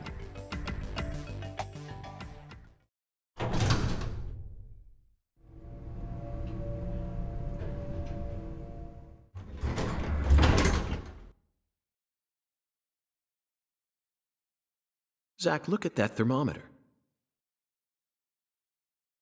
0 degrees Fahrenheit, or minus 17.7 degrees Celsius. This is the ambiguous zero.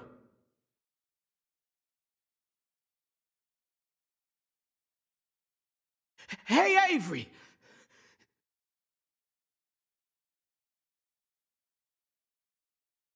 Open the damn door, Avery! It ain't no use, Mr. York. Once Avery starts working on something, that's all he sees. He just tunes out everything else. We'll have to wait until he finishes and comes out to us, I reckon. Or we could come back tomorrow. I disagree, Melvin. Time may be on our side, but that doesn't mean we should waste it. You gave me Mr. Alligator precisely for moments like these, didn't you? Wait, Mr. York! Those tranquilizers may be non-lethal, but it's still dangerous to use them on humans. Of course, Melvin. I never said I was going to shoot him.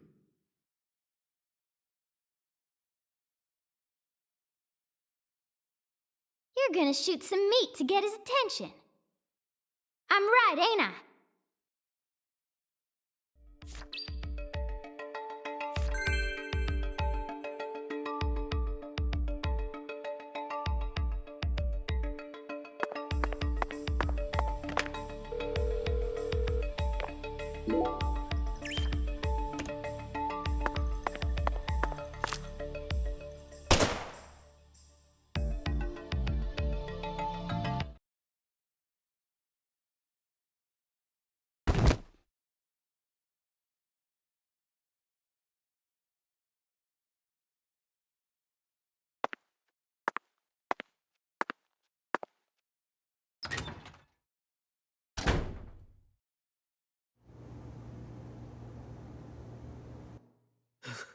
This is Mr. York, an agent from the FBI. Hi, Avery. I'm Special Agent Francis York Morgan. Please, call me York. York, you a smarty pants, huh?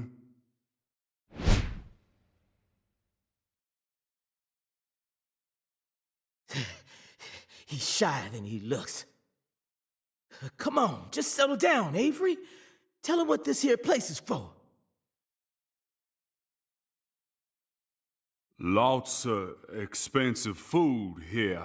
Yup.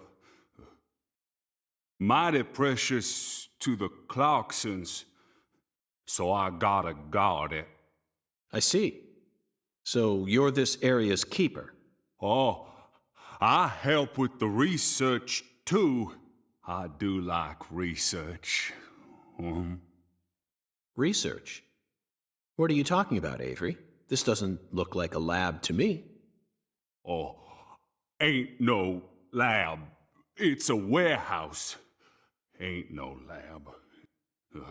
Smarty pant scientist does the research. I ain't no smarty pants, no. He's a bit slow in the mind, but he ain't a bad guy. Oh. Your story about the giant who carried Lisa out. Don't tell me you think it's him. I mean, it's true that he's free to come and go as he pleases in this warehouse, but... No, as far as I can tell, he's just a bit over 6'5". The one who moved Lisa's body must be at least 10 feet tall. He's clearly too short. Too short, huh? Well, if you ever happen to find a man who makes him look small, I'd sure like to meet him.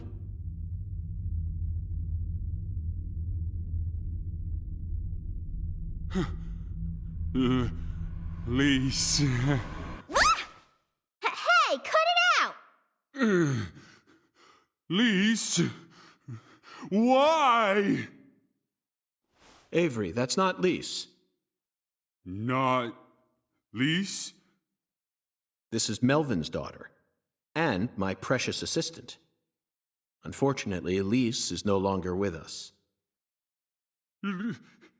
Lise! Lise! My fault! My fault!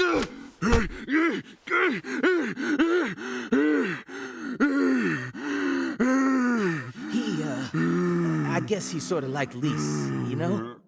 See, the poor fella's got himself a childlike mind. You know how normal kids tease other kids in order to get attention? Well, with this big lug, sometimes folks who don't know him too well see something and end up calling the police. But I know that deep down, he's got a good heart. Hey, Mr. York, I'll keep him busy, but I'd appreciate it if you'd hurry this particular inspection along. Just holler at me if you find anything. I reckon that'll make it easier for you to go do your thing, yeah? Melvin, I think you're finally starting to catch on.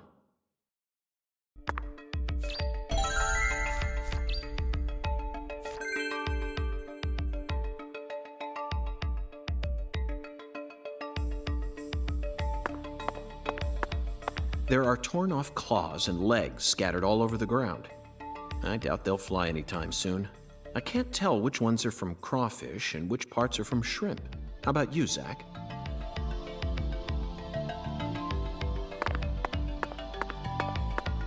Cans of Holy Trinity paste, onions, bell peppers, and celery. The absolute basics for any Cajun dish. This product combines them all into some sort of paste. People actually buy this garbage? Even the name sounds idiotic. Zach, I just made an eternal promise with myself. If I ever happen to come across any food prepared with this paste, I vow to never call it Cajun food.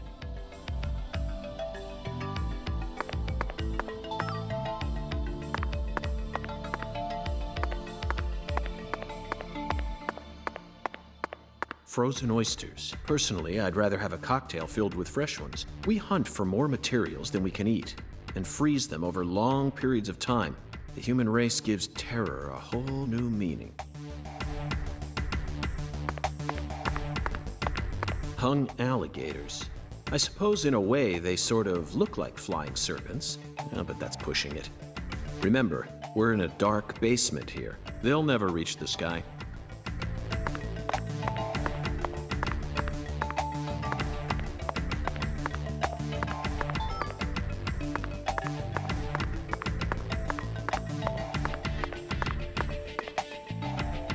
Avery, this box looks special. Clarkson food. For their home. Melvin, is this the Clarksons' family crest? Oh, the dragonfly? Yeah, that's the Clarksons' mark, all right. Ain't no big deal, though. You can find those all over town. Is that so? Well, yeah. They pretty much run all of this town's major industries. Yeah, I do believe they own just about everything there is to own. So their word is law. They got the whole darn town tattooed with their dragonflies. Can't even walk a few steps without seeing one. Zach, this dragonfly is our flying serpent. The flying serpent owns this town. They're related to Lise Clarkson, our victim. And Hungan's oracle pointed us toward their family crest. The Clarksons must be deeply intertwined with this case. Melvin, Patricia, I think I've had enough of this frozen world. Let's head back out to that merciless sun.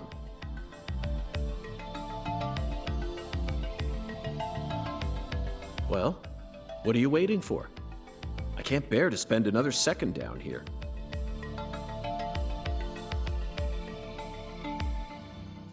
Whew. So, what do we do now, Mr. York?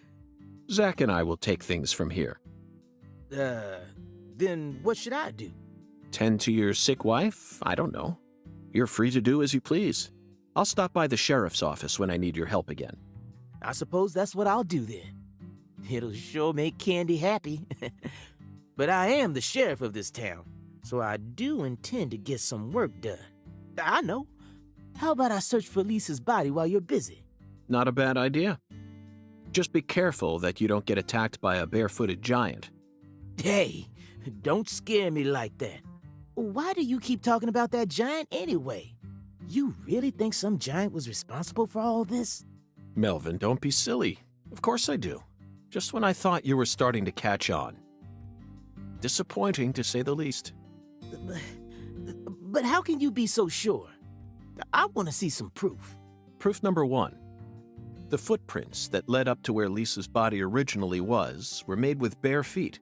None of the prints looked similar to those of common insulated boots, and the arches of the feet were visible. The person who carried out Lisa's body must have had very large feet. I'd say they were at least 16 inches. Proof number two. I found fingerprints on the cord of one of the hanging lights in the warehouse. The fingerprints weren't aimed up from below. They were coming directly from the side. Clearly, the giant moved the light because it was in his way. He pinched the cord with his fingers.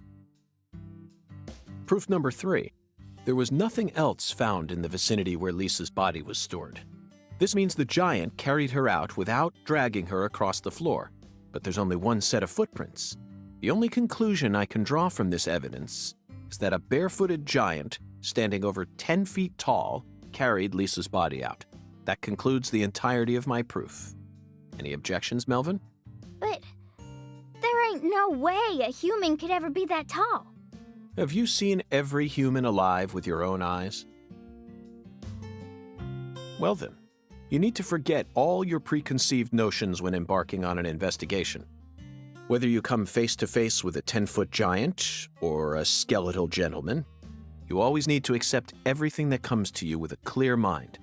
Do that, and eventually the truth will reveal itself to you.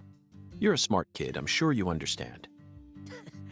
Well, I'll be damned. I'm sorry I ever doubted you, Mr. FBI Special Agent, sir. A sharp eye and flawless observational skills. Uncovering the truth with a heady intuition. I won't ever question you again.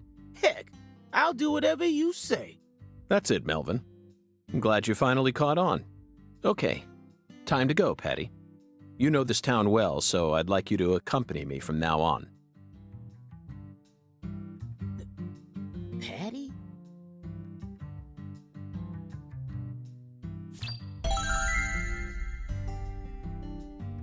Zach, we found the flying serpent. Now we simply need to locate the 10 maidens. It's time to head on to Alexis's Diner and Lane.